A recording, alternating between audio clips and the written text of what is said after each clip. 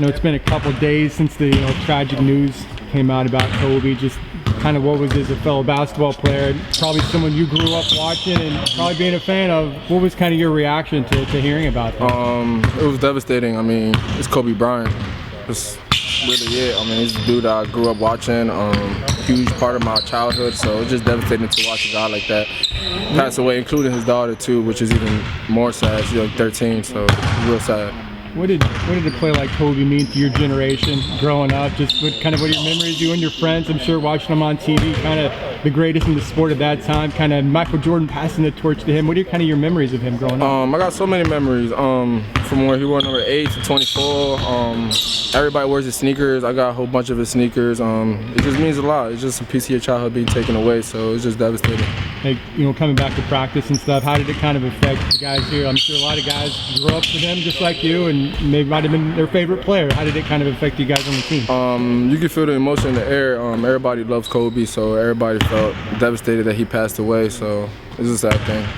Did Coach Dawkins kind of talk with you guys about how fragile life is, and just it kind of hits home when something like that happens? Yeah, right? Coach Dawkins always preaches never take anything for granted, because tomorrow's not promised. He preaches that even before this devastating tragedy happened, so it's something that's in the back of our head regardless of what happens. So we just go outside, we just go out there to play and just don't take anything for granted. It was a competitive game the other night in Wichita, difficult environment, early foul trouble for your bigs, kind of limited the lineup. Some guys were out anyway. You guys battled the entire way. I mean, there were some calls maybe that could have gone the other way that could have helped you guys, but what did you kind of take away from that performance?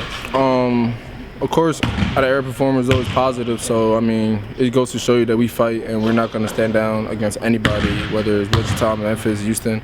We're not going to stand down to anybody, and we just got to be more together out there and play more mature. What did you see from the young guy, Tony Johnson, kind of seeing his most extensive action, most significant minutes? Of course, he hit that like 75-footer right before halftime. It was a big shot. What did you see from that guy, kind of growing up out there? What I see him every other day in practice. Tony's a great player. He's one of our best competitors. He gets us better every day. He's just a great competitor. It's just you guys just saw something we see every day. So I'm just happy for Tony. What's the longest shot you've ever made? Because that one probably was about 75 feet. Have you made that one? In a game? Nah, in a game? Never. You know me, I'm always 2 feet away from the basket, floater. I don't play the deep range, but nah, it was cool. It was cool, definitely. It made ESPN too.